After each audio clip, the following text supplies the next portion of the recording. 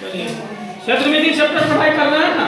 क्षेत्रमिति में चतुर्भुज के क्षेत्रफल के पढ़ लिए हैं। चतुर्भुज में जैसे समचतुर्भुज हुआ, समलंब चतुर्भुज हुआ, समांतर चतुर्भुज हुआ, पढ़ाई कर लिए हैं।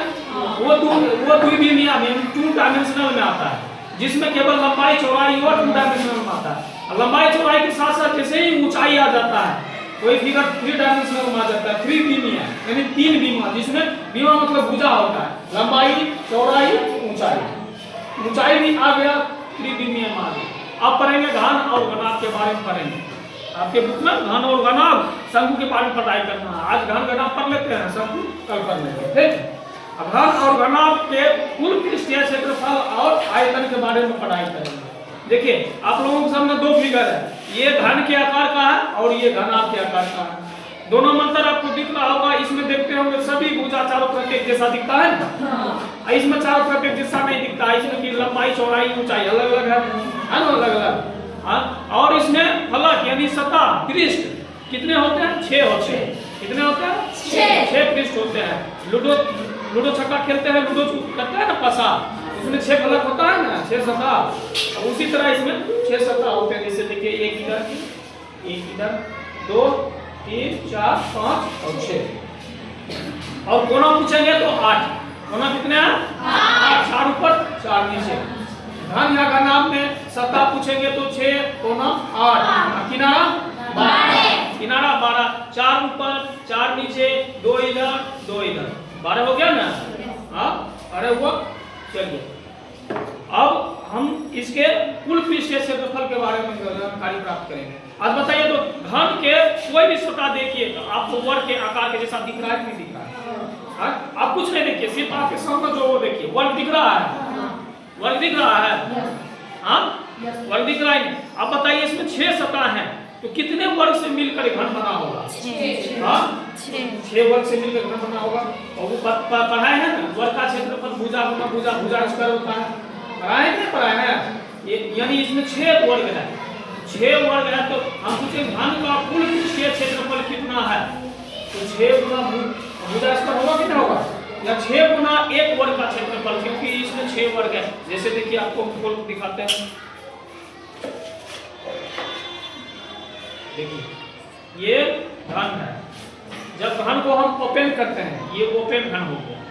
ओपन किए, कितना वर्ग आपको दिख रहा है? 6 वर्ग से मिलकर बना हुआ है ना। ये 6 वर्ग से मिलकर एक घन बन जाता है। जब इसको खोलते हैं 6 वर्ग।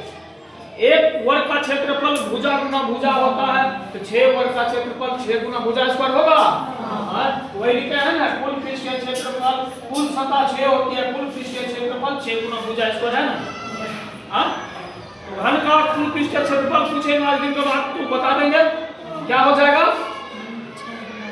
क्या हो जाएगा?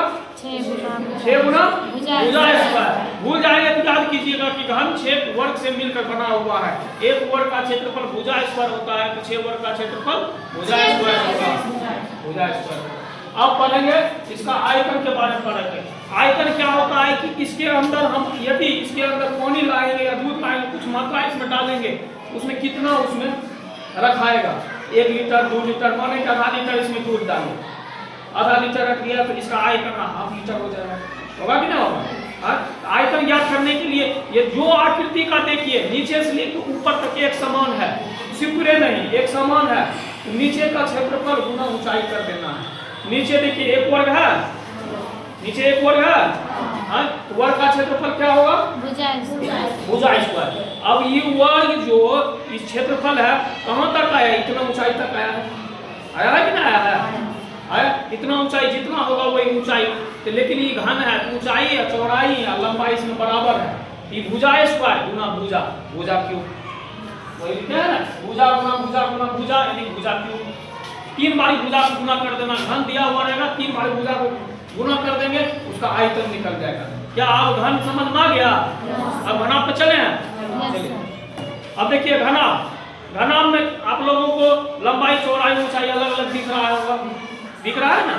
नहीं दिख रहा है? लंबाई चौड़ाई ऊंचाई इसमें कितना सतह है? 6 सतह। लेकिन इसमें लंबाई चौड़ाई ऊंचाई अलग अलग होता है। लिखते हैं ना, लंबाई चौड़ाई के बराबर नहीं है, चौड़ाई ऊंचाई के बराबर नहीं है।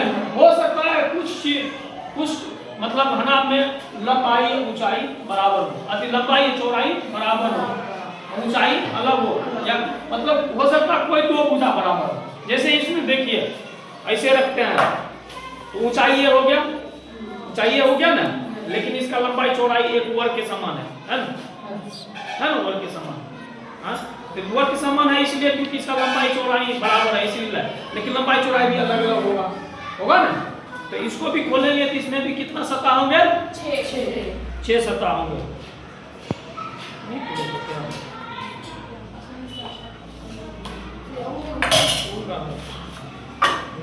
देखिए इसमें भी 6 सतह है, हाँ 6 सतह है कि ना है। देखिए सब सतह एक आयताकार का है ना। अब इसका कुल पृष्ठीय क्षेत्रफल निकालेंगे तो सबका अलग अलग है, लंबाई चौड़ाई से अलग अलग है, अलग अलग निकालेंगे। अगर एक का मान है लंबाई गुना चौड़ाई, क्या वो लंबाई गुना चौड़ाई, दो लंबाई गुना चौड़ाई, हाँ होगा कि नहीं। लंबाई गुना चौड़ाई, चौड़ाई गुना ऊंचाई, ऊंचाई गुना चौड़ाई, वही लिखे है ना। यहाँ देखिए 2 गुना दिखेगा। जैसे देखिए इसको हम इधर कर दिए है ना, तो ये जो सतह दिख रहा है आपको, इसके ठीक पीछे यही आकार होगा कि नहीं होगा, इसके ठीक पीछे इधर होगा कि नहीं होगा। तो 2 लंबाई गुना चौड़ाई हो गया। इस सतह दिखाए, इस सतह जस्ट इसके अपोजिट एक समान होगा कि नहीं होगा। ये सतह दिखा रहे हैं कि इसके जस्ट अपोजिट ही समान होगा कि नहीं होगा। यानी 2 लंबाई चौड़ाई, 2 चौड़ाई ऊंचाई, 2 ऊंचाई लंबाई, वही लिखा है 2 गुना लंबाई जो चौड़ाई जोड़ चौड़ाई जोड़ ऊंचाई जोड़ ऊंचाई जोड़ लंबाई, लिखा है ना। 2 को ताकि 2 है इसीलिए 2 सब में से कॉमन लेकर निकाल दिए इसीलिए। तो आयत का क्षेत्र घनाभ का कुल पृष्ठीय क्षेत्रफल पूछेंगे तो 2 गुना लंबाई जोड़ लंबाई गुना ऊंचाई जोड़ ऊंचाई गुना चौड़ाई जोड़ चौड़ाई गुना लंबाई, हो सकता है ना, हो जाएगा।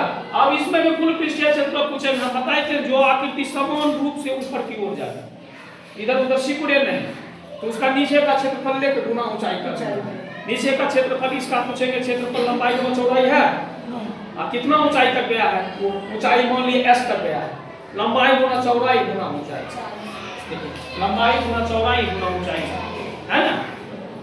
घनाभ का आयतन लंबाई गुना चौड़ाई गुना ऊंचाई, LBS। इंग्लिश में लिखा है लेंथ ब्रेथ हाइट। L मतलब लेंथ मतलब लंबाई, B मतलब ब्रेथ मतलब चौड़ाई, S मतलब हाइट मतलब घनाभ में किसी प्रकार दिक्कत होगा, यही 2 सूत्र याद रखिए। आप चैप्टर इसका प्रश्न करवाते हैं, ठीक है।